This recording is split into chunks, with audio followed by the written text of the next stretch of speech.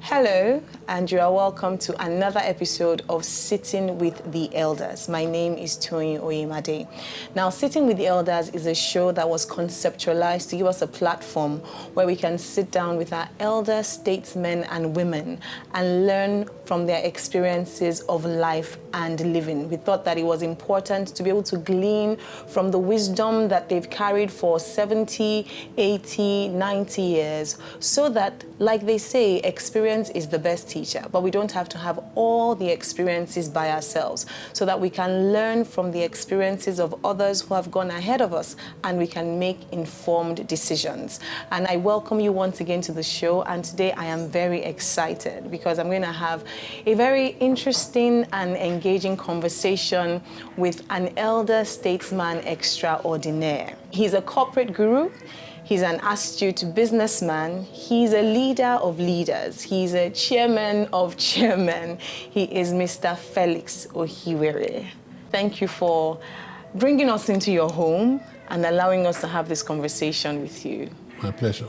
So we'll go straight into this, and it is such a privilege to be here. There are many questions that we have, but somehow we'll get through a lot of them. But let's start from the very beginning. Give us sort of like a background into you, your life. We know that you are 82 years old. Growing up, where you grew up, values that shaped you at that time. Okay. You're welcome to yourself. Thank you, sir. To this home. I'm from Edo State, and I'm from Uzeba in Edo State. I started my life at home in Uzeba there. Then about the age of 9, my brother, who was then working in the East, came and took me to the East. So I had most of my elementary education at Owerri, and also went to Owerri. I also went to secondary school in Owerri. I left Owerri after school certificate and came to Ibadan. At Ibadan, I went to Nigerian College of Arts, Science and Technology for 2 years, and from there to UI, where I read geography. When I graduated, I taught for some months before going to start a career with Nigerian Breweries, where I had my career. Thank you so much for that, sir. And now lead me right into my first question. So you studied geography in school, and you ended up first a teacher and then into Nigerian Breweries. That, for some people, will be an interesting transition, and many young people have this, I study something in school, but it's not what I do with my life. Why and how did you make that transition? While I was in university, I had always wanted to work in the private sector. Teaching was not my first choice by any means. And so when I graduated, even before I graduated, some companies came to UI and to conduct interviews. So I actually started looking for a placement in the private sector from the year of my graduation. And in fact, shortly after graduating, the job started coming in. But you see, the fact, yes, I read geography, but I never wanted to teach. I'd always had my eye on the private sector. On the private sector. So even if you were studying a particular course, you knew that... Well, yes. What did the course do for you? Well, the degree disciplines your mind. That's what it does. Fantastic. You get a thought process. You are more disciplined in your approach to things. The degree itself is useful. It's never wasted. Never wasted. Knowledge is never wasted. So it happens even today. Many people who are medical doctors end up working in banks Exactly. or end up doing something else. I know engineers who are bankers. Yes. The I even know a degree. doctor who's a banker, who is in the financial sector. So regardless, the degree is never wasted and that knowledge is never lost. It's never lost. Fantastic. But then how did you then develop the new skill sets for the new place that you then moved into? Good question. When I went into Nigerian breweries, my training started from the shop floor. What I mean from the shop floor, doing very basic things. And of course, gradually that moved you up. I was as employed as a graduate trainee, okay, trainee manager. In spite of that, I had to go through the training from the shop floor. Wow. And that took about 6 months. Okay. That took about 6 months. Now, it's interesting because you eventually rose to the topmost top Yes. at Nigerian breweries, starting from the very first level. Yeah. How did that trajectory happen? Well, I tell you, Nigerian Breweries was such a well-structured company that even as at the time you take in trainees, you see signs of where that trainee is likely to go in the future. So there are some who are placed on the fast track, and there was quite a few placed on only a few are placed on the fast track. And you remain on that path as long as you perform to the level that is expected of you. If you don't, you drop out. I didn't know this.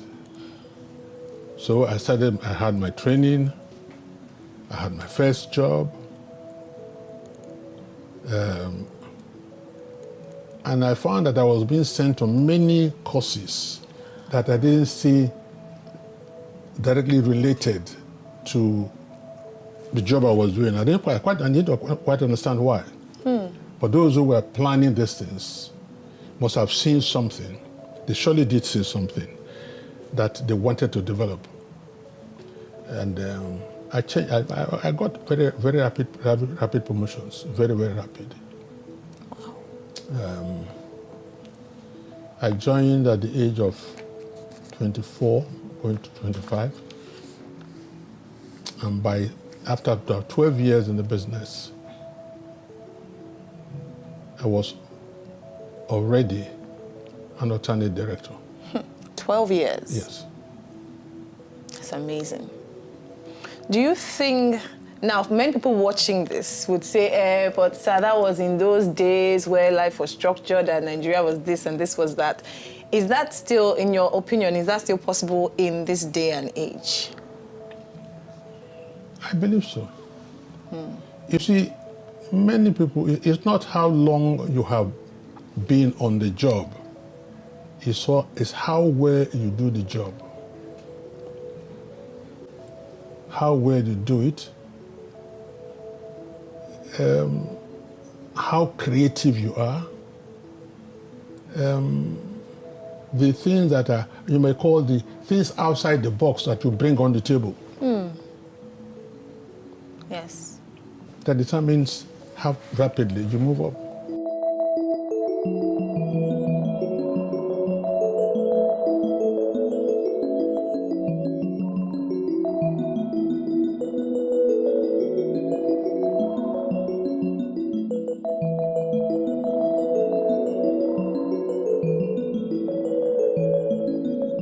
Besides the job, are there any other factors, values, principles that you believe also contributed to your success in your career? Oh, clearly, my background had a lot to do with it. My father was a very strict disciplinarian. He was a catechist, straightforward.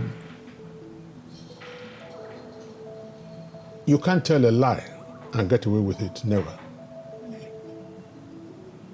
So right from childhood, it was ingrained in me and my siblings that we must always tell the truth. Then I went to a school, a Owerri Government Secondary School, excellent school. And we had a very instructive school motto, Yes. which says, work hard, play hard, Keep straight. keep straight. When wealth is lost, nothing is lost. When health is lost, something is lost. When character is lost, all is lost. And that was actually, for me, building on the things I brought from home. And we have very strict teachers. So, you see, moral upstanding was an important factor. Wow. That's your character. It was very important in those days. Intelligence, yes. Ability to pass exams, yes. But the first thing anybody asks about you when you went anywhere is, who are his parents? What home does he come from? Wow. And I know that when we were growing up, and the first thing my parents will check on when you say you have a friend, so check on that background. And because, of course, we were growing up, we were very small then, we were in the village and the rest of everybody knew everybody. And if there was anybody who came from a background that was not the type that they wanted you to associate with, they had a way of getting you off that line.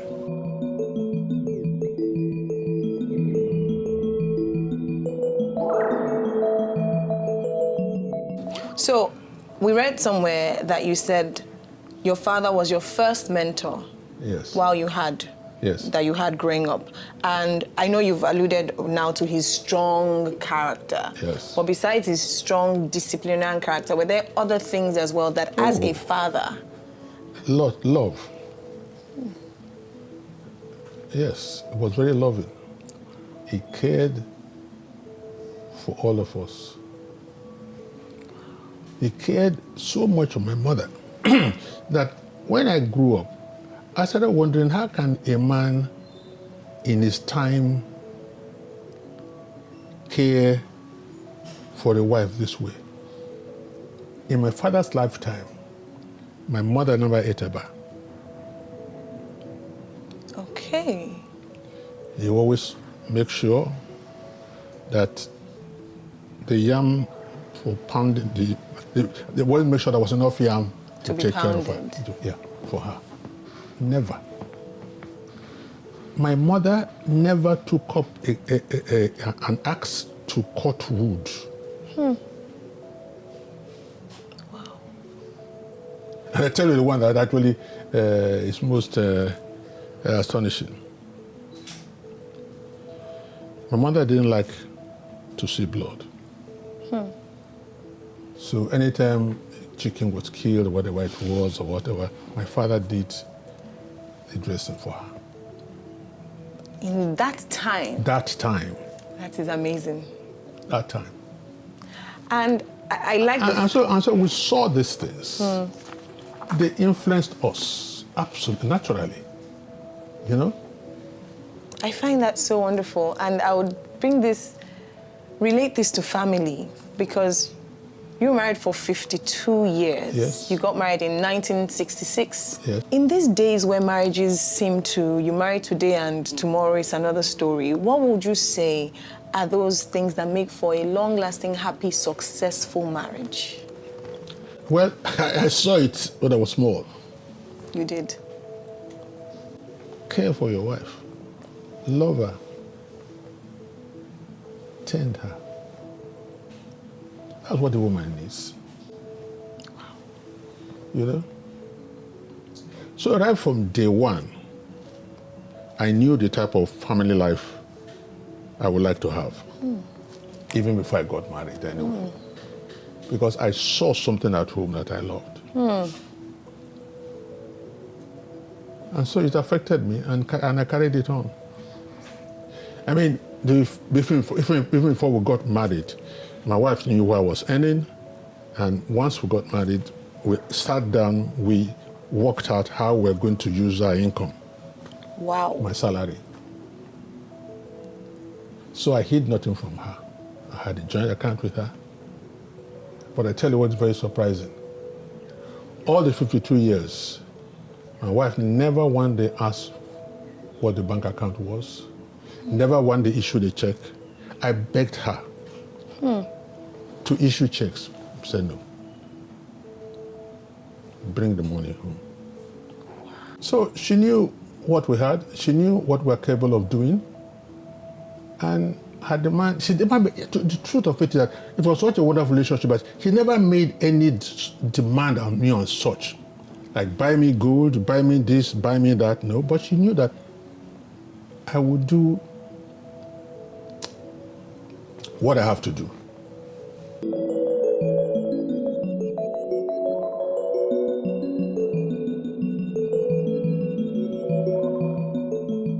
So I'll go straight into fatherhood, flowing from that question. And I know that you had a great example as a father. And I'm trying to also use this to talk about work-life balance, because we're also a very busy man growing your career. How did you have time for the family, for your children and for your wife in the midst of growing your career? That's a very interesting question because it takes my mind back to the things that changed me. And I must say that the children themselves played a very major part in how we related as a family. My wife, of course, she was very caring. She knew the nature of my job even before we got married. She allowed me to do what I had to do. And because I was working in the breweries, because I had to socialize a lot at the beginning, one day I came home late and my wife was waiting for me, very anxious. Those days, telephones were not readily available. I was wondering what happened to me. And when she came, when I got home, she asked, I actually saw her waiting at the veranda. I drove in, I came out, I apologized for being late. And then when she realized that I had gone out with my friends and the rest of it, she wasn't happy. I could see it. She had not eaten, she was waiting for me. In fact, we always had dinner together. All through.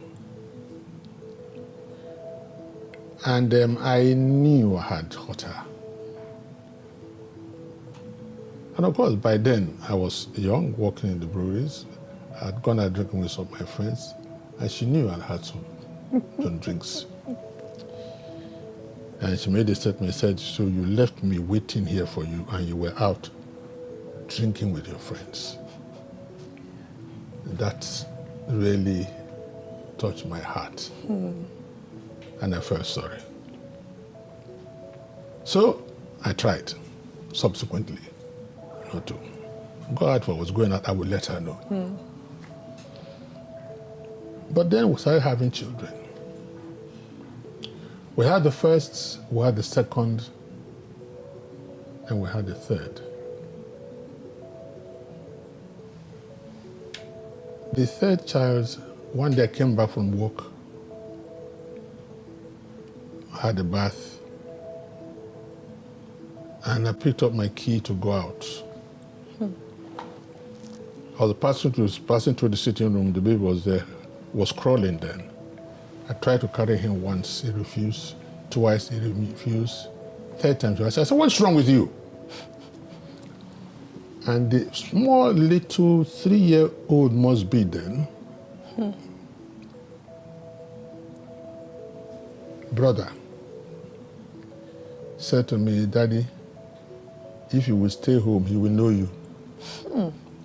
And will let you carry him. 3-year-old. The key fell from my hand. And I sank into a chair, the nearest chair I could find. When I recovered myself, I went to where my wife was in the bedroom. I said, see what this boy said to me. Now, later on in life, particularly when I got to know Jesus, I knew that it wasn't that child who was speaking to me. It was God speaking through him to me, that I was losing out on something. From that day,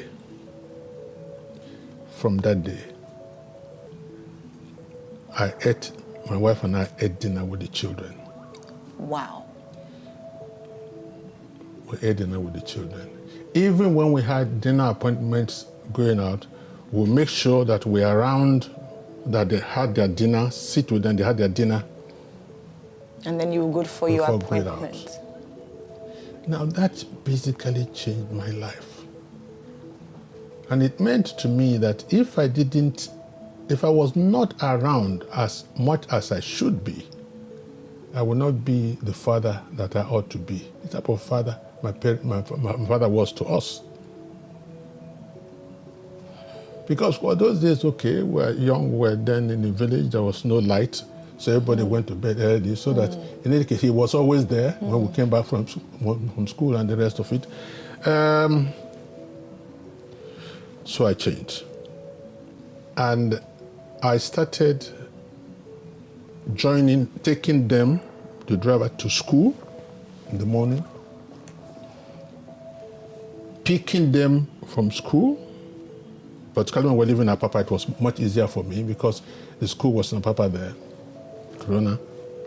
Drop them Corona, come to the office, lunchtime, rush there, pick them up, go home with them, sat with them, had lunch with them. And then dinner again. You see, once my daughter, her birthday. Well, I was home, probably not as early as I should have been, but as far as I was concerned, she had a bad day and everything went well. But then I went to her school. Is it what they call it, open day, whatever. And I was going through her work and I looked at her essay, the essay they write in school. So I read this one that said, such and such a day was my birthday. Mommy cooked, Mommy baked it and bought and got a cake for me. I put everything on the table, put the cake on the table, waiting for Daddy.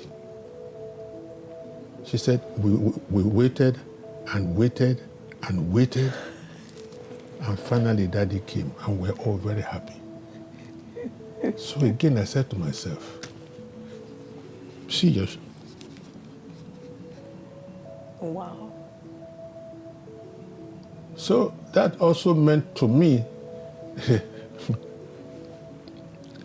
that it's not just good to be around and eat with them, but you have to be around at the right time.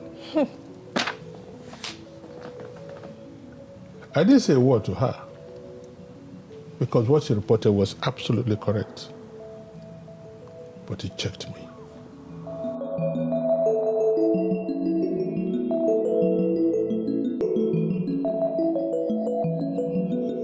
So for someone watching this, now I like the fact that you sort of compared this. So in your father's time, everybody was in the village, yes. Life was easier. In your time, I mean, life has sort of changed. You were a businessman, you were going to the office. Now, in these days, it's so much more different. You're thinking of Lagos traffic. Let me just tell you what that thing also taught me. That you really have to, irrespective of what's happening in the office, you have to balance your time between career and family. In the final analysis, the family is more important than the career. Sir, we need to say that again. In the final analysis, the home is more important than the career. Wow. Because if somebody built me up, helped to build me up, to be by the grace of God what I am, I have a duty to do the same to my children. In fact, to try and improve upon it. So I knew from that, God was very kind. God has been very kind to me. So I then knew that I had to balance this, my career, the need of the work, and the need of my home. Okay? And the truth of the matter is, if you came home and you were unhappy because of what you found or how you are treated, you cannot go to work happy. True. And if you don't go to work happy, you cannot give of your best. True. So God just, in a very subtle manner, taught me that I really have to do what I have to do first. And the primary thing was for the family. So It's also helped in my relationship. Yeah. Because in the office, if somebody said his son or his daughter was ill and needed to be taken to the hospital, I immediately, I'll just go. Because if the person doesn't do that, he can't give you of the best. He can't give you of his or her best. There's so much to learn from what you said as a family person and even as an employer of labor. But for a young man or young woman watching this now, who is saying, Daddy, I understand you, but in this Lagos life, my office is in Lekki, my house is in Ikeja. I'm in 3 hours traffic in the morning, 4 hours traffic in the night. I have to make ends meet, you know, the reality of life. What would your advice be to them in balancing this? That is a tough one, because I'm aware of it. I tell you what happened in our case. One, I was traveling a lot too on my job. So one occasion I was out of the country, I was in London. My wife was working in WAEC then. And she had a good career in WAEC. She phoned me while I was in London and said, Felix, I have resigned. And I said, what went wrong? He said, nothing went wrong. But I saw something that made me very unhappy. She said she came home after work. Mark, if I were in, I would have taken the children from school and would have had lunch together. And they had not even had lunch. They had not done their homework. She was then 39 years old. She resigned her job to take care of the children. So, mommy left work. What happened from then? Well, she left work and she was out of work until all the children went to secondary school. Like how many years did this take? How many years? The children all went to secondary school at 10, 11. Okay. And the youngest at the time she left work was about 3. So that's like 7, 8 years. Yes. Wow. Then she did. And then later on, she and 2 other friends of hers, also educationists, opened a remedial school, which did very well. So, if I hear you right, sir, what you're saying is sometimes you have to make a huge sacrifice for the children at a certain point in time. Yes. Knowing that everything is also only seasonal. Yes. Seasons will change and Of you can course. pick up your life again. Exactly. I remember what I said before, and this is a very, very a principle that you really have to think about and decide to adopt or not. You always have a choice between your career and your home. For me, the first choice It's was home. my home, my family. And without even sitting down with my wife to discuss this, but because of the way we live as a family, you can see now that even when I was not here, she saw Exactly. something she saw that was not in keeping with the way we want to bring up the children, and decided to abandon her job. Okay, God will help all of us. Amen. So, and I'm going to now go into the next question, which Matthew, was... I'm not recommending this to everybody. People have to find their own solutions. Exactly. Exactly. It works differently for works different different for people. different people, Know yes. your priority Yeah, exactly. and know how you want to make your decisions. Yeah, right. That's right. Thank you, sir. Let's quickly talk about mentoring or role Yes. models that you've had. I know that you've said your father had a strong influence on your life, but are there other people? My eldest brother. Yes. And my brother was a mentor and a role model to me. People like late Dr. Christopher Bebe, Dr. Omolayole, Michael Omolayole, Professor Akim Abogunje. My life has also been influenced by the things I've seen and admired in people like Pa Akitola Williams. And of course, my spiritual life has been very influenced by my exposure to my father in the Lord, Pastor E. Adeboye. So these people have influenced my life. So I of course, is a mentor and also a father in the Lord.